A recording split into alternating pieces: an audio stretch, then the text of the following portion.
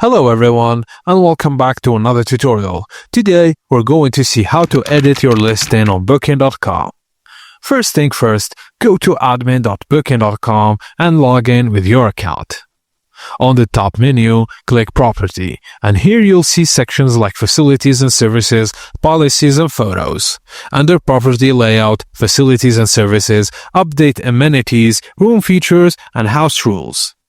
And if you want to edit photos, just go to the Photos tab and upload new images, remove outdated ones or reorder them, and make sure your best image is set as the main photo. Now from the Rooms tab, you can add or remove rooms, update occupancy and size, then change bed configuration or even set smoking or non-smoking status.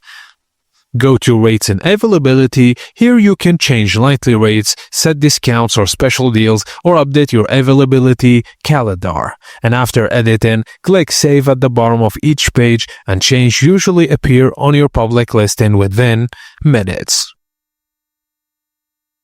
And that's it guys, as simple as that. Thank you for watching and please don't forget to like and subscribe for more.